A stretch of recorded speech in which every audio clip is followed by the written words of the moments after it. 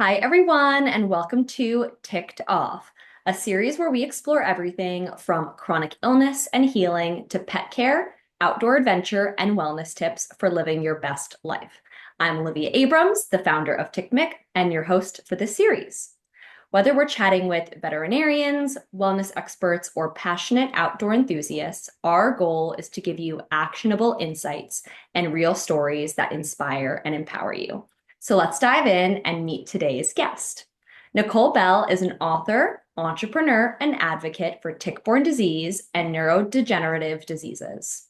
Her memoir, What Lurks in the Woods, details her husband's harrowing experience with being misdiagnosed from tick-borne illness and seeks to help others navigate chronic conditions. Nicole is currently the CEO of Diagnostics, where she combines her professional experience with her passion to change the tick-borne disease landscape, just like I do. Galaxy's mission is to create a new diagnostic standard for care of tick-borne disease and save millions of people from descending into chronic illness.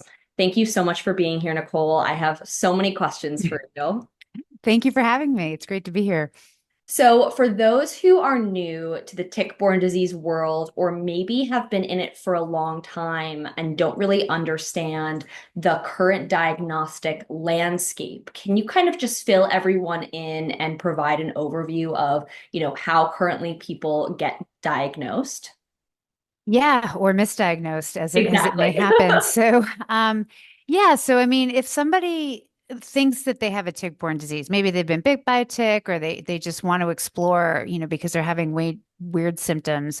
If you go to your primary care physician, I think first of all, the first thing is they may not think that Lyme is something you should even screen for based upon where you live. So that's number one, is that That's there's what a lot of happened to me. yeah, there's a lot of misconceptions in the traditional medical community about what an endemic region is. And so if you are in a quote unquote endemic region, then they're more likely to be open for testing. If you are not in an endemic region, they may say, well, this Lyme isn't in our area. And so therefore, you don't really need to get tested. It must be something else.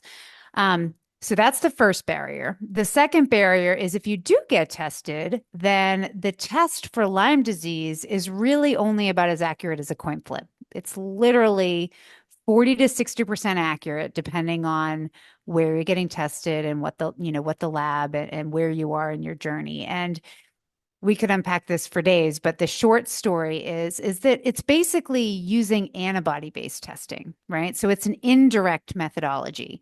And that's important. And the analogy I like people to think about, because everybody got a little bit of an infectious disease crash course in COVID, right? Like if you want to know if you have COVID, you don't get an antibody test, right? That just tells you you've been exposed to COVID. Right. If you want to know if you have COVID, you get either a PCR test or an antigen test, right? Those traditionally have not been sensitive enough in the Lyme and tick-borne disease space because these are stealthy pathogens, they hide in tissues, they evade the immune system. So the only thing that we've had has been these antibody-based tests. And that relies upon the host response or like your immune system to mount a response to these pathogens and develop antibodies. And that's flawed for a lot of reasons because one, antibodies, even in the best case with a strong, robust immune response, antibodies take 4 to 6 weeks to generate, at least the specific antibodies. So you're missing that optimal window when treatment is most effective. Right. Also, host response is different. Like your immune response might be different from my immune response. So you might have a lot of antibodies, I may not, right? It's just that's been shown in animals and in humans. There's a lot of variability. And then finally, people that have been, misdiagnosed or chronically ill, like in the case of my husband, if you've been sick for a long time, you're not mounting a good immune response at all anymore. Your overall antibody titers might be low. So, my husband tested negative, even though I think he probably had Lyme on board for years, Mhm. right? Because his overall immune system was suppressed, leading Right. to, misdiagnosis. So that's the whole problem of antibody testing. And then the third major problem is that ticks don't just carry Lyme disease, right? Like ticks carry that nature's dirty needle, right? They carry a whole bunch of Mhm. nasty stuff. I've And never heard that one before. That's good. oh yeah, nature's dirty needle, right? And even in endemic areas that are more tick aware, some of the traditional medicine are not going to know that they should also be testing for Babesia, Bartonella, Ehrlichia, Anaplasma, Rickettsia. And so you might have Lyme and co-infections. You might have co-infections without Lyme. And you really need to know which pathogens on board. And by the way, some of those pathogens require completely different treatment than what you're going to get if you test positive for Lyme disease, right? So Babesia is a parasitic infection. So it's more like malaria than it is Lyme disease. Bartonella is an intracellular pathogen and has a different antibiotic profile. So there's so many things wrong with this diagnostic confusion that, if you're going to your traditional doctor and you really want to know what's making me sick because I feel badly, the likelihood you're going to get the right answer is really low because of all those variables. Yeah. So I hate to be doom and gloom, but that's our current situation. It's very difficult. And all of the diagnostics that you're speaking around are blood-based tests, correct? Generally, so it's blood or serum, which is, part of the blood. And Mhm. so that's kind of the general thing that you're going to get. Again, that's traditional medicine. There are better solutions available. This is why we do what we do. But, if you're going to go to your general primary care physician, that's the testing landscape you're looking at. Right. Hypothetically, if I were to see a tick on me and take it off, what do you think I should do next? Should I send the tick out for testing? Should I wait a certain period of time and then go get a Lyme test? What kind of doctor should I see? Great questions. I think I am definitely a fan of tick testing just because it's something that it's good to know what you're dealing with. Me personally, if that happened to somebody in my family, we would start kind of an herbal protocol just to be careful. Also, I've got, some topical antibiotics that we use at the tick site and herbals and so forth. And so I My kind of family goes right to the doxycycline. yeah. I mean, if you can, that's the thing. But again, doxycycline, if you've contracted Babesia, that's not Not gonna necessarily going to help. help you. Yeah. And so it's important. That's why the tick testing is important. And then I think if you do see symptoms, you just be aware. The main thing I tell people is just, your body. You might not be an expert on tick-borne disease. You might not be an expert on all of these pathogens, but you are an expert on you and how you feel. And so and nobody else is, no matter what any doctor says, they don't know who you are and how you feel. And so if you feel like something's off, then go get tested. You can try and convince your primary care doctor to, go to get more advanced testing, or if you have the means and ability to go to more of a tick-borne specialist or a functional medicine doctor, or you already have that person in your arsenal, then I would suggest getting more involved testing, and obviously I'm biased towards galaxy testing because of what we do, but I think really making sure that you're testing not only for Lyme disease, but for all pathogens and, really understanding what's on board is important. Yeah, definitely. So, speaking of Galaxy Diagnostics, can you talk a little bit more about how you may differ from other diagnostic companies or what you guys are doing in particular when it comes to research and figuring out how to, better our diagnostics for tick-borne disease overall? So you mentioned, I have a kind of a personal experience with Lyme, right? And so on that, with my husband, he got sick, misdiagnosed. And so I've been an entrepreneur pretty much my whole career, right? Right out of college, my professor started a company. I got the bug for entrepreneurship early, and I'm an engineer and a scientist. And so on the other end of my journey with my husband, Russ, I'd worked in diagnostics before, and I Mhm. was like, okay, this is the key problem that needs to be solved because trust me, there's a lot of problems in tick-borne disease, but That's a whole other episode.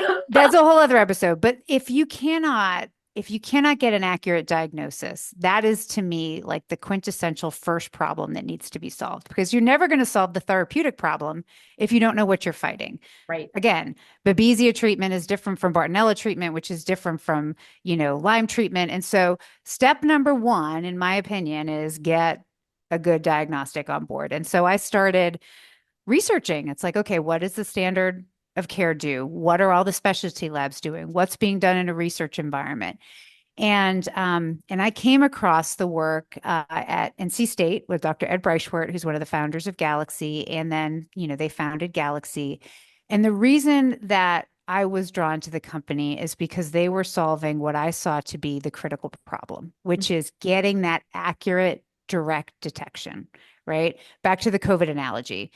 if I want to know if I have COVID, I don't get an antibody test. I get a PCR test or I get an antigen test, which is direct evidence that the pathogen is really, currently impacting my body. Right. And that's been elusive because these are stealth pathogens and they're below the limits of detection. So the capability of the assay to actually say yay or nay, right, it's been elusive. And so what they've been doing at NC State and Galaxy and some of Galaxy's other research partners is trying to solve that problem. Right. Like instead of just completely avoiding it and saying, well, we're going to do better antibody tests, it's like, no, we're going to figure it out.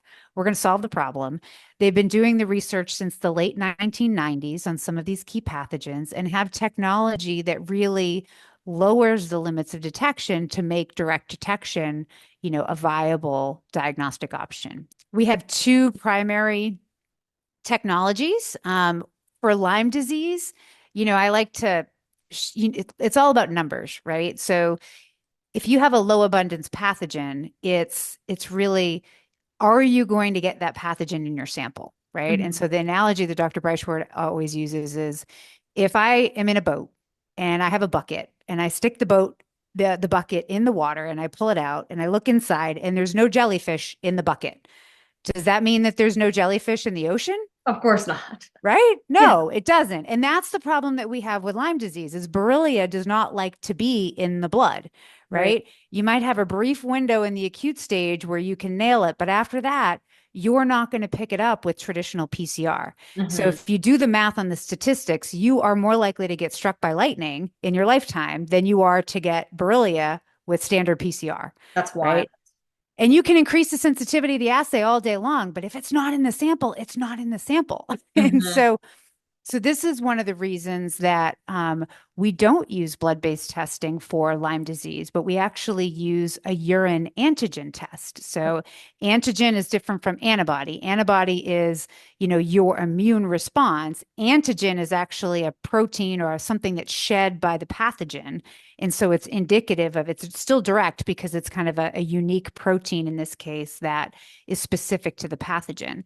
And so Borrelia is kind of a mastermind at evading the immune system. And one of the ways it does it is it sheds its surface proteins. Hmm. And it does that because it kind of changes its surface characteristics. And then also, if you do have antibodies in your blood, it will attach to the free surface proteins as opposed to the pathogen itself. Right. Right. Like it's trying to like set off like a submarine throwing off things to set up the depth charges in other places. Right. These surface proteins get filtered through the kidneys, they get excreted in your urine. And researchers at George Mason University figured out that you can actually use that as a diagnostic tool. Hmm. And it has shown in published studies 100% sensitivity for acute patients. And then it's also really useful in chronic cases because the situation that exists for a lot of Lyme patients out there is they get diagnosed with Lyme, right? You're lucky enough to actually get a diagnosis, but then you get treatment and you still feel terrible. And Yeah. the question is why do you feel terrible? Do you feel terrible because the antibiotics really weren't effective on Borrelia, which has been shown to be the case? Do you feel terrible because you have an undiagnosed co-infection? Do you feel terrible because you have immune dysregulation or other things that have popped up, or your gut is dysregulated because of the antibiotics that you've been on? Like there's lots of reasons. And not all of those are active infection, at least active Borrelia infection. And so, this antigen test helps you to discern, okay, is this something where persistent Borrelia is still an issue, or do we really need to look at other options? And so that's what we do on the Lyme-based side. For co-infections, we actually do a blood-based test because those co-infections are easier to diagnose. They're still tricky and not caught with traditional PCR, but we use different techniques. We use an advanced technique called digital PCR. And the best, I'm a big analogy person because science is hard to understand It sometimes. So the way that I like to explain digital PCR is it's like if you think about PCR, traditional PCR is like trying to find a needle in a haystack, is. right? Hmm. You have a huge pile of hay and there's one needle. So it's like all of your DNA, my DNA, and then there's one little pathogen in there that you have to find. And if you do a PCR measurement, you basically get one shot at finding that needle in the haystack. But digital PCR is a newer technology that's been used for like, cell therapies and free DNA and other types of applications. And what they do is they take that stack of hay and they separate it into 20,000 piles and then interrogate each one individually, right? Because then you're going to be, if you're looking at one 20th, 20,000th, that would be the right one, 1/20,000th of the hay, then you're going to be more likely to find that Yeah, you needle. better And off. so, right. And so Definitely. that's what we do there. And that's been really effective for Bartonella and for Babesia. And at NC State in the research environment, it's driven clinical discovery and really uncovering previously undiagnosed cases that weren't coming up with antibody, techniques, weren't coming up with other PCR or sequencing techniques, and really kind of driving accurate diagnosis. And so those are kind of the two big buckets of what we do. Having personally experienced, having a family member who has gone undiagnosed, and I actually had a very similar experience with my father. His issue wasn't Lyme, but he did go undiagnosed with a chronic illness for many, many years, and it's terrible to Yeah. watch and be a family member in that position. But when it comes to the Lyme disease diagnostic and it being, like you said, similar to a coin flip, 40 to 60% of the time inaccurate, a lot of people who really believe that they have Lyme go undiagnosed for such a long time. Yep. And obviously that puts the doctor and the patient and their allies in a difficult situation. So how do you think we can better create empathy around the diagnostic process that, may lead to less gaslighting in the medical industry? I mean, a lot of it, I think, comes through awareness, and Mhm. that's one of the reasons why I share our story so much is because when you first enter this space, especially as an engineer, it's like, well, what do you mean the diagnostic is 50% accurate? It almost sounds ridiculous, Yeah. right? Like, seriously, that's a thing in, 2025. We don't have better options. And the reality is no. Yeah, I mean, we do, but not in the traditional medical system. And so I think educating, advocating for yourself. I also really like, what Center for Lyme Action is doing. So I've Mhm. worked for them, and Yeah. we wrote a paper called The State of Lyme Disease Research. And that's a resource that's on Center for Lyme Action's website. We've done webinars on it. And I think, I like to encourage patients to bring it to their doctor because a lot of doctors have preconceived notions about Lyme disease. And Right. really what we tried to do in that paper is take a step back and say, what does the science say? What does the research, and there's been a lot of investment in the private sector, frankly, to fund Lyme disease research, mainly from, people like us who have been in fact, impacted, and want to help foster new solutions. And so what does that research say and where do we need further study? And so it was written to be accessible to congressional staffers. And so I think it tries to be a resource not only for patients, but also I like patients to give it to their provider to say, here's really where we are. And what you know about Lyme disease is pretty dated. And here's what the research says. And here's the reason that the test is only 50% accurate. And here's why and how the bacteria evades the immune system. Because at the end of the day, I'm a big believer that science will win, right? It's just a matter of how many people know about it and act upon it in the right way. And I think that's one of the reasons why I am a huge proponent of people who suspect that they may have Lyme or another co-infection, or people who have pulled ticks off of them, to not necessarily go to their general practitioner, to go to a Lyme literate doctor who may Yes. already be aware of this diagnostic issue and willing to do multiple tests, and not just, taking one and, zero grain of salt and just hoping that it's accurate.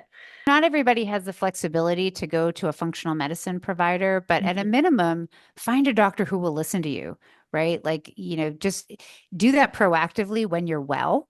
Mhm. Yeah. Because when you're sick, it's really hard to search around and get there. But there are doctors that will listen to you and will hear you when you say, this is what I want. Hmm. right? And so I would encourage everybody to find that kind of doctor when you don't need it, because when you do, it's really hard to navigate, and generally it's difficult, can be months to get appointments and so forth. Yeah, yeah, definitely. This might be a really big question. It's something that I grapple with a lot, but if there was one thing in the entire tick-borne disease, medical community that you might change, what would you hope for? Or what do you hope that we can create over the next few years to make this better for everyone?